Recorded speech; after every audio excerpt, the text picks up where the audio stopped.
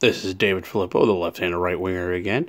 And today I'm going to continue on with the next group of presidents. And we're still in the next of the dirty, nitty-gritty past of the worst. But now we're going to go some much older ones that some of you probably never even heard of.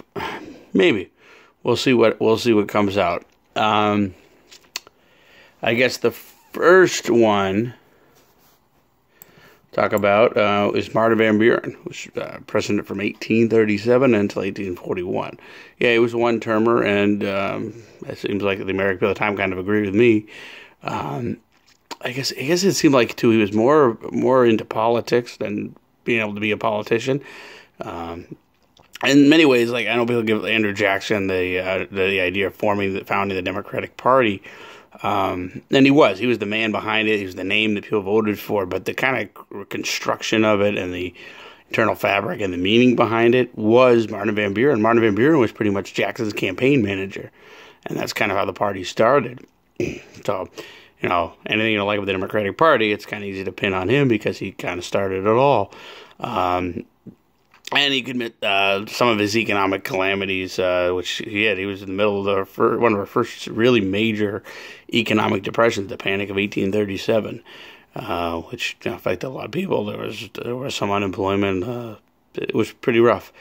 But you could argue, too, so some of Andrew Jackson's economic policies was the president who preceded him and potentially set him up for this kind of rough situation in the economy. So he really did not have a lot to go for, and he didn't do a lot to help it. I don't think he was really prepared to be president very well. Like I said, I think he was more into being, the man of politics, not necessarily a politician. And I think he was kind of out of touch. He seemed to like there's a story where he actually bought all this expansive China, and it got reported in the news while people are struggling. I mean, it kind of it's funny. He's a Democrat too, and a lot of people didn't realize this at the time, but it does say something when you have a president like President Barack Obama who knows people are struggling, but then he goes on all these lavish vacations, and it's all over the news. Like, don't you know people are suffering? And we're just talking about Franklin Delano Roosevelt in the last video. At least, as far as I know, he never really went on a major vacation during the Great Depression. He didn't rub his wealth in the face of, the struggling people. He tried to suffer with the American people. To kind of give a few more points to Roosevelt, even though he was only a little bit worse than Martin Van Buren. Because later on, I'll give Martin Van Buren credit.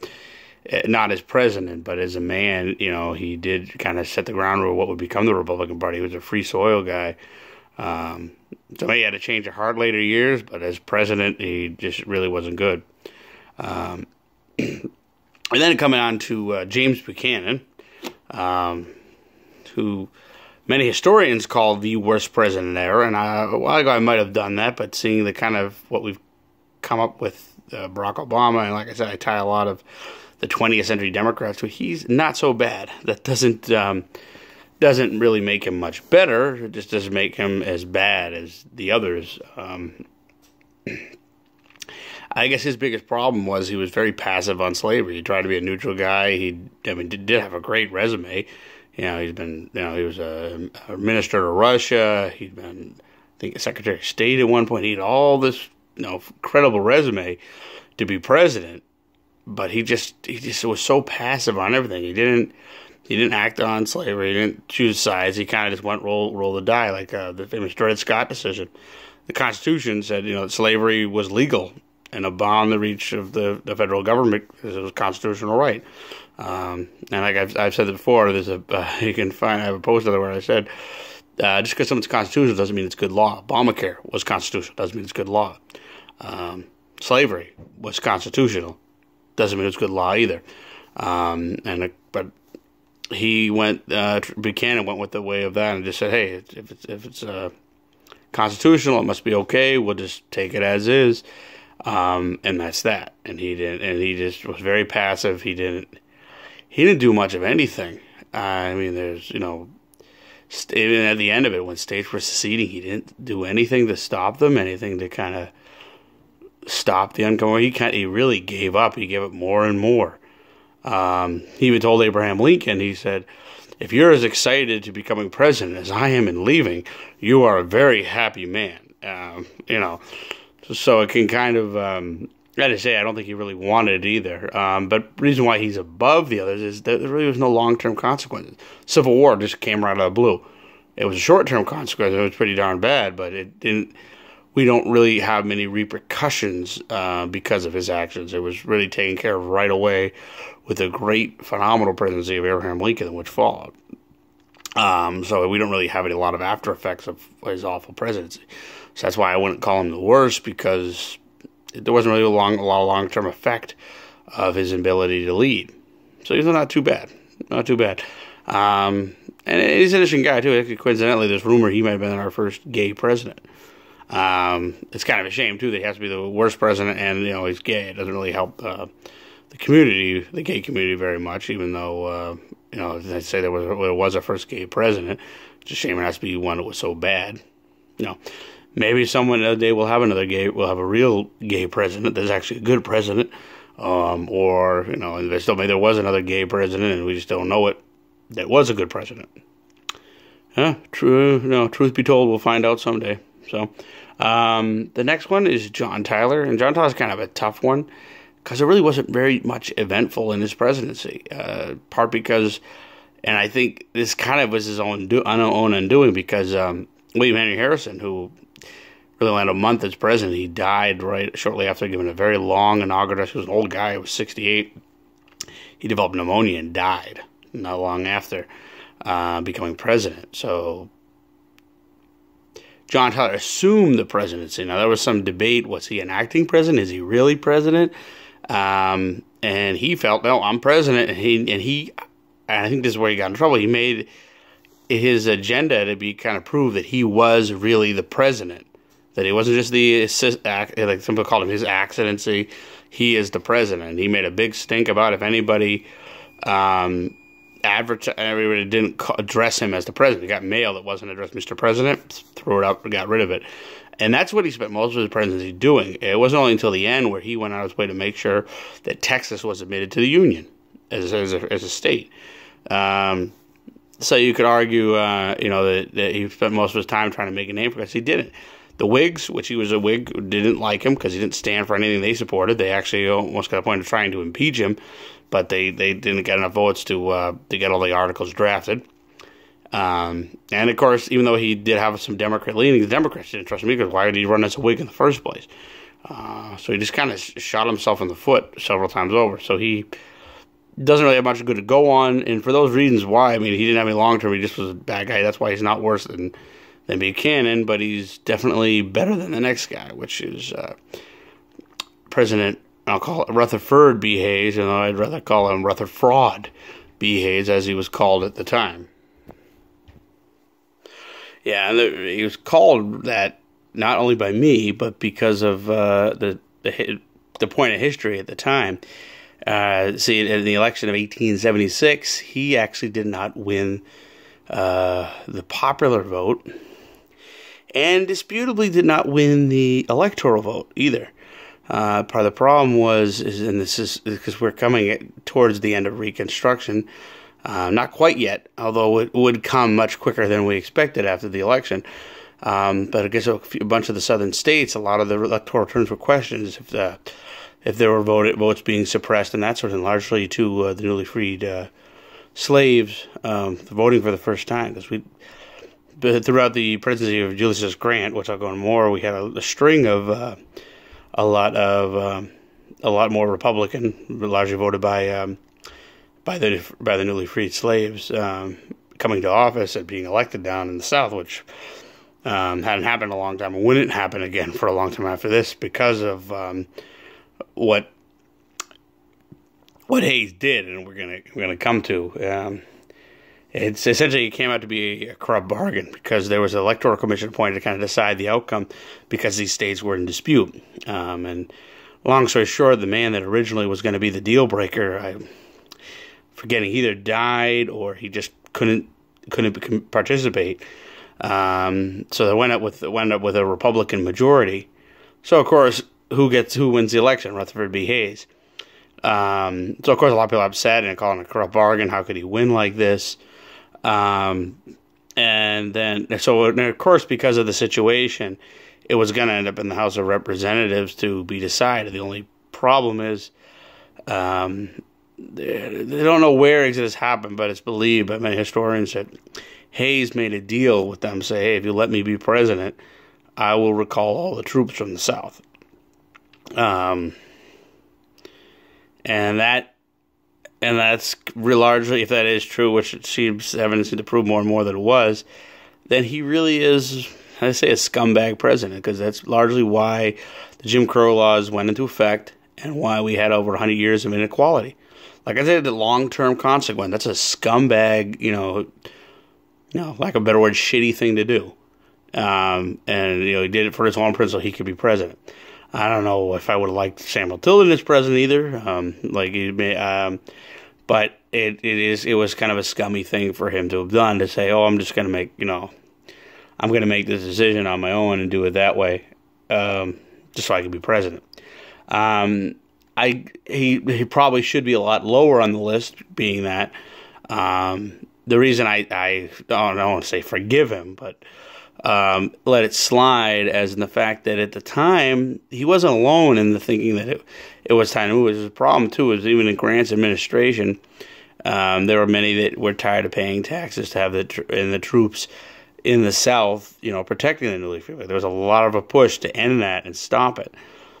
So there weren't really many people that really cared that much about it, right or wrong. That's the situation at the time. So you can't. It's different than like nowadays, where, well, like I was comparing, to Barack Obama and the Obamacare and a lot of what he didn't wanted. There was clearly evidence a lot of people did not want, a good majority or close to a majority didn't want a lot what Barack Obama was doing. Sad to say that there was a pretty good majority of people that really didn't give a damn. Unfortunately about the newly free slaves, would rather just, let things go on and let them take care of themselves, which I don't think we were quite ready for that yet. I don't think we were. I think there needed to be more opportunities to kind of set a structure in the South so that people could, the newly freed slaves, the blacks, could be free and free to set up their own lives. But we didn't. Hayes blew that whole thing up, and that's why he is definitely one of the worst ever. Like I said, it's a scumbag move. Did it for his own self-interest, and and probably with all the lynchings and everything else, he's responsible for the deaths of a lot of people, in my opinion. It's a scumbag, shitty thing to do, but yeah, he is, and that's why he is where he is on my list. It just bothers me every time I hear about that, and that that he did it, the reasons he did it. And yeah, I probably would not have voted. Probably would have voted for him if I were alive then over Tilden. But that's a kind of a scummy move that he used to win the office. I'd be upset at anybody that kind of set up that bad of a situation for people just to win the election, especially in that kind of way, to win the election. So anyway, coming to that, a little bit of a step up, but it's hard to say. We come to Bill Clinton. A lot not to like about him from me, but not much good. I mean, I'll give him credit in the fact that he kind of kept Reaganomics going, but that's also why he failed, because it bothers me how much credit he gets for the great economy when, look, there's not one single measure he did to change or improve what was already going on. It just, things kind of went on about their own thing, and if you look at, let's say it was a Republican-controlled Congress for most of his term. So how much, and you could be there too with Reagan. I mean, it was a Democrat-controlled program here. How did he get to do what he did? And that's another debate that I will concede that, maybe Reagan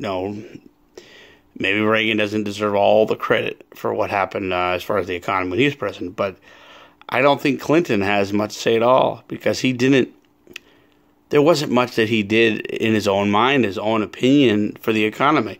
I mean, we had the major welfare reform, the contract with America, all Republican reforms from Congress, all Republican reforms. None were his. None were his idea. I mean, he may have voted against them and kind of maybe get the wrong to kind of amend things, but he didn't do much else. And then, of course, you have the whole, the scandals. From Monica Lewinsky to Paula Jones.